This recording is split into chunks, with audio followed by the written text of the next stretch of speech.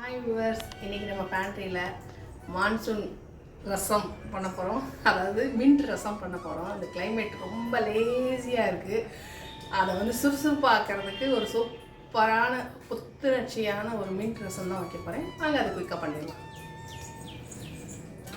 இதுக்கு வந்து ஃபஸ்ட்டு நம்ம ரசத்துக்கு வந்து ரசப்பொடி இருந்தால் ரசப்பொடி போட்டுக்கோங்க. இருந்தாலும் இதை வந்து ட்ரை ரோஸ்ட் பண்ணி நம்ம அப்பப்போ ஃப்ரெஷ்ஷாக ரசப்பொடி நம்ம வந்து சேர்த்துட்டோன்னா ரொம்ப ரெஃப்ரெஷிங்காக இருக்கும், நல்லாயிருக்கும். அதோடைய அந்த மகத்துவம், அதாவது மிளகோட, ஜீரகத்தோட, தனியாவோட மகத்துவம் வந்து நம்ம திரிச்சு 1 வீக் வரைக்கும் வேணால் மேக்ஸிமம் யூஸ் பண்ணிக்கலாம். நம்ம ஃப்ரெஷ்ஷாக ரெடி பண்ணி வச்சுக்கலாம். அப்பப்போ ரெடி பண்ணி ஃப்ரெஷ்ஷாக யூஸ் பண்ணோம்னா அது நம்ம ஹெல்த்துக்கும் நல்லது. அதோட ஹெல்த் பெனிஃபிட் நமக்கு நல்லா கிடைக்கும். ஸ்டாக் வச்சு யூஸ் பண்ணாமல் அப்பப்போ ஃப்ரெஷ்ஷாக திரிச்சு ஆற்றுலேயே ப்ரிப்பேர் பண்ணி நம்ம வச்சுருந்து அதை யூஸ் பண்ணுறது தான் நல்லது. அதை தான் இப்போ நான் ஃப்ரெஷ்ஷாக பவுடர் பண்ண போகிறேன். வாங்க அதை குயிக்காக பண்ணிடலாம். அடுப்பை ஸ்லோவில் வச்சுக்கேன். நீங்கள் எவ்வளோ ரசம் வைக்கிறீங்களோ அதுக்கு தகுந்த மாதிரி அளவை கூட குறைச்சி யூஸ் பண்ணிக்கோங்க. நான் ஒரு 2 ஸ்பூன் தனியா, 1/4 டீஸ்பூன் மிளகு, அதாவது இதுக்கு கருப்பு மிளகும் போடலாம், வெள்ளை மிளகும் போடலாம். சரி, இது உடைக்காமல் இருந்தனால நான் இப்போ வந்து உடைச்சி இது சம்பளத்தில் போட்டு வச்சுருக்கேன் வெள்ளை மிளகு. இதுவும் அதே டேஸ்ட்டு தான். அதை நான் ஒரு 1/4 டீஸ்பூன் சேர்த்துக்கிறேன்.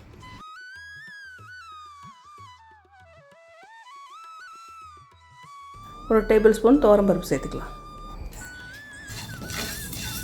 வறுக்க ஆரம்பிச்சிது.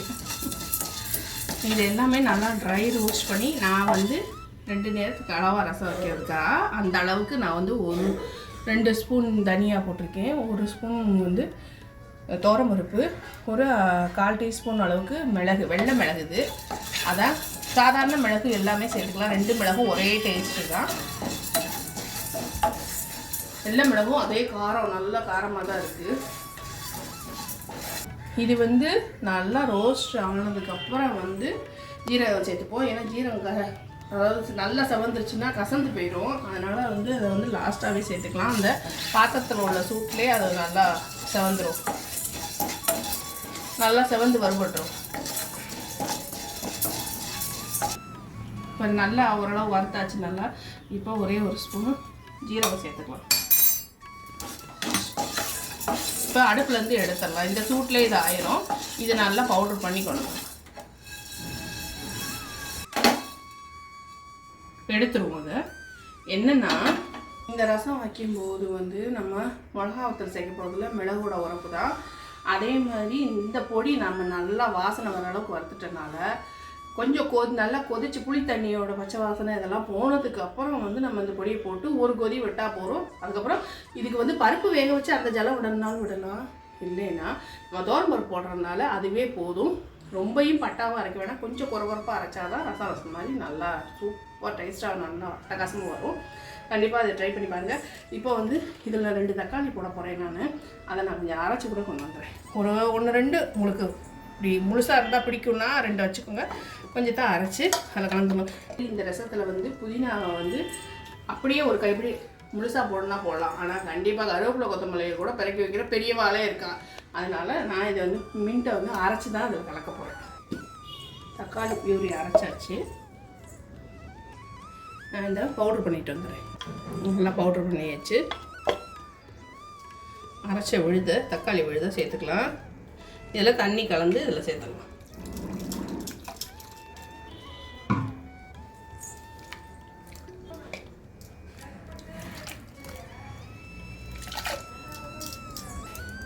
இதுக்கு இந்த பெருங்காயம் சேர்த்துக்கலாம்.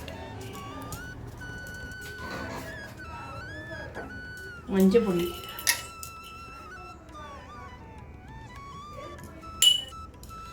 புளி ஜலம் தட்டுவோம். புளியை நல்லா கரைச்சி உங்களுக்கு எவ்வளோ புளிப்பு, அதாவது நீங்கள் புளிப்பு நல்லா விரும்பி சாப்பிடுவீங்கன்னா ஒரு நல்லா அந்த ஒரு எலுமிச்சம்பழம் சைஸ் அளவு புளியை எடுத்துக்கோங்க. ஆனால் இருந்தாலும் புளி ரொம்ப சேர்க்க வேண்டாம். நான் இந்த இது கரைச்சி வச்சுருந்தாலும் நான் இதில் வந்து பாதி அளவு தான் சேர்க்க போகிறேன். ஏன்னா தண்ணி விழாவிடுவோம், தக்காளி வேறு போட்டுக்கணுங்க. இது போதும். நல்லா கரைச்சோம்னா இன்னொரு தடவை இது பண்ணலாம். இந்த புளியை நான் வேஸ்ட் பண்ண மாட்டேன். இதை பாதியோடு வச்சுருக்கேன்னு நினைக்க வேண்டாம். நான் கண்டிப்பாக அதை திருப்பி யூஸ் பண்ணிப்பேன். நான் இதில் என்ன கொஞ்சம் தண்ணி கலந்துக்கலாம். 4 பீஸ் தக்காளி வச்சோம்னா அதை இதில் சேர்த்துடலாம். இப்போ இதை அடுப்பில் வச்சு கொதிக்க வச்சிடலாம்.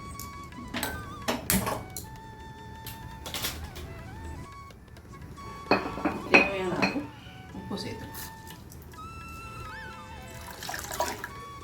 இது நல்லா கலந்து விட்டுருக்கோம்.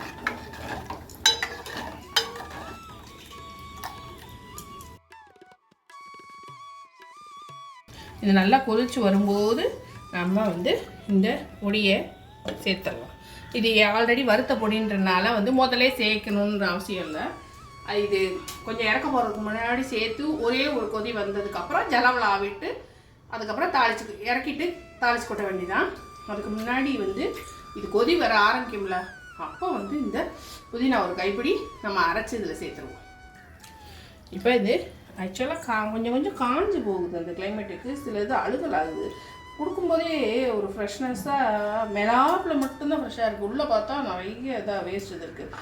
நல்லா அது ஏகப்பட்டது மராமத்து பார்த்துமே இப்படி இருக்குது. ஒரு கைப்பிடி புதினா சேர்த்துருக்கேன். இதை நான் வந்து அரைச்சி போடுறேன். ஏன் அரைச்சி சேர்க்குறேன்னா பரட்டி போட்டுருவா. ஆச்சை இறக்க போகிறதுக்கு முன்னாடி இத்தினூண்டு போட போகிறேன் நான். எல்லாமே இதில் வந்து மின்ட் ரசம்னா அந்த ஃபுல் அண்ட் ஃபுல் க்ரீனிஷாக அந்த டேஸ்ட்டு அந்த புத்துணர்ச்சியை சாப்பிட்டு அந்த சத்து எல்லாமே உடம்புல உள்ளே இறங்கணும். அதனால் வந்து நான் அரைச்சி இதில் சேர்க்க போகிறேன். அரைச்சி சேர்க்க விருப்பம் இல்லாதவங்க வந்து அப்படியே கைப்பிடி இது கொதிக்க ஆரம்பிக்கும் போது போட்டால் போதும். கொஞ்சம் தண்ணி விட்டு நல்லா அரைச்சிடுவோம்.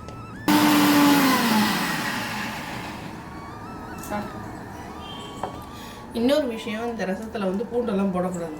பூண்டெல்லாம் போட்டால் அதாவது புதினா வாசனை வந்து எடுபடாது. பூண்டோட வாசனை தான் ரொம்ப தூக்கலாக இருக்கும். அதனால் பூண்டு போடக்கூடாது. புதினாவோட வாசனையை மட்டுப்படுத்திட்டு பூண்டோட வாசனை தான் தூக்கலாக இருக்கும். அதனால் இதில் வந்து பூண்டு போடக்கூடாது. இது வந்து புதினா ரசம். நல்லா கொதி வரணும்.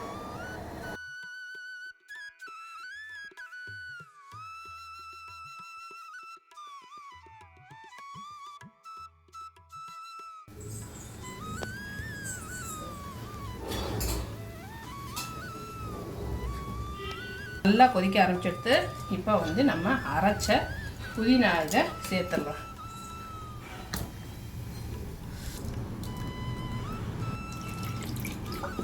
ஆக்சுவலாக இதாக போடலாம் அதே ஒரு கைப்பிடி. ஆனால் அதை கண்டிப்பாக பிறக்கி வச்சிருவா. அதோட பெனிஃபிட் அப்புறம் கிடைக்காது. அதோட சத்தெல்லாம் உள்ளே இறங்கினாலும் அந்த இப்போ வந்து ஜூஸ் குடிக்கிறதோட பழமாக சாப்பிட்றது இன்னும் நல்ல சத்துன்னு சொல்லுவாள். அந்த மாதிரி இன்ஸ்டன்ட் எனர்ஜி வேணால் ஜூஸ் தரும். ஆனால் அதில் உள்ள ஃபைபர் கண்டென்ட்லாம் வந்து பழமாக சாப்பிட்றதுல தான் இருக்குது. அந்த மாதிரி இந்த இலை, இந்த புதினா இலை வந்து இந்த கொத்தமல்லி புதினா இதெல்லாம் வந்து ப்ரெஷர் சுகர் இதெல்லாம் வராது. அப்படி இந்த மின்ட் டீன்லாம் போட்டு குடிக்கிறாள். அந்த மாதிரி இந்த மாதிரி ரசம் வச்சு சாப்பிட்டோம்னா அதோட ஃபுல் பெனிஃபிட்டும் கிடைக்கணும்னா அதை அரைச்சி போட்டோம்னா சூப்பராக இருக்கும். யாரும் பிறக்க வைக்க மாட்டா. உதாரணத்துக்கு எங்கள் வீட்டு சுண்டலியே வந்து அது பிறக்கி வச்சிரும், சாப்பிடாது. இப்போ வந்து அது போட்டு உடனே கொதி வருதுல்ல, இப்போ வந்து நம்ம இந்த ரசப்பொடி போட்டுருவோம். நம்ம திரிச்சு வச்ச ரசப்பொடி போட்டலாம். இதில் கொஞ்சம் எல்லாமே ஜலம் ஆகும்போது இந்த மிக்சியை அலம்பி அதில் விடலாம். ஏன்னா இந்த பொடி ஒட்டின்னு இருக்கா, இதுவே வாசனையாக இருக்குது. ரொம்ப நேரம் கொதிக்கணும்னு அவசியம் இல்லை. ஒரு கொதி வந்தால் போதும். இது போட்டுட்டு இந்த புதினா இலை போட்டுக்கோம்ல, அது போட்டு நல்ல ஒரு கொதி வரட்டும். இந்த பாத்திரம் இன்னும் வித்தியாசமாக இருக்குது. வெங்கல பாத்திரம்டா. ஓ, பாட்டி காலத்து பாத்திரம். அதாவது உன்னோட பாட்டி காலம், எங்கள் அம்மா என்டி. ஏன்னா வறுத்த பொடி தான், அது ரொம்ப கொதிக்கணும்னு அவசியம் இல்லை. புதினா மட்டும் ஒரு கொதி வரட்டும். புதினா வந்து பச்சையை நம்ம அரைச்சி போட்டுருவோம். அது ஒரு கொதி வரட்டும்.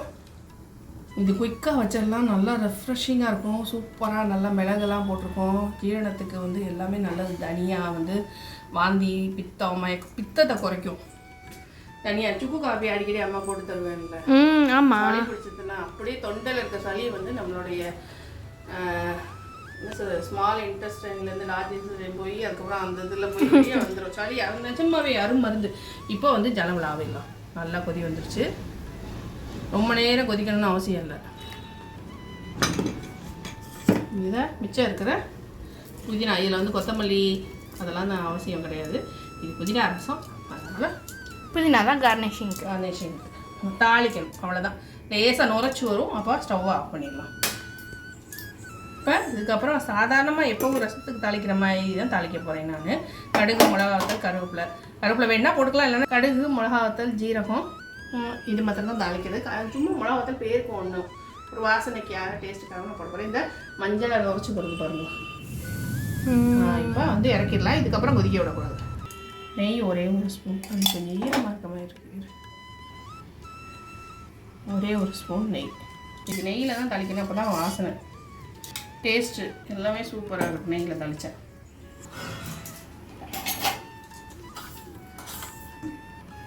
ஒரு அரை ஸ்பூன் கடுகு, அரை ஸ்பூன் ஜீரகம், அழகா இதாகிடுச்சு. இதில் வந்து வாசனைக்கு கொஞ்சம் இந்த ஏன்னா பெருங்காயம் கறிக்கிடக்கூடாதுல்ல, அதுக்கு தான் கிட்டத்தில் காமிச்சிருக்கேன்.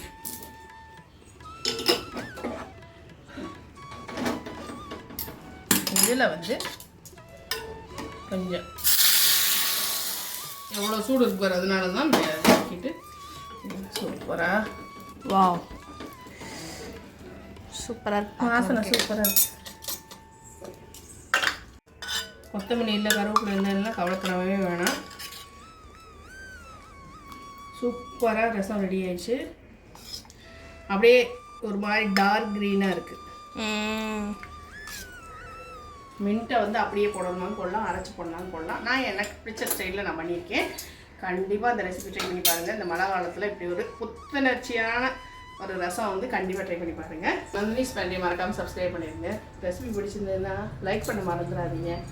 உங்கள் ஃப்ரெண்ட்ஸ் அண்ட் ஃபேமிலிக்கு ஷேர் பண்ணுங்கள். தேங்க்ஸ் ஃபார் வாட்சிங். பாய் பாய். டேஸ்ட் பண்ணி பார்த்துருவோம்.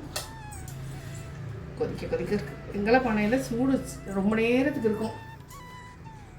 அந்த காலத்து ஹார்ட் பேக் மாதிரி இது சூடு ரொம்ப நேரம் கனமானதில்ல.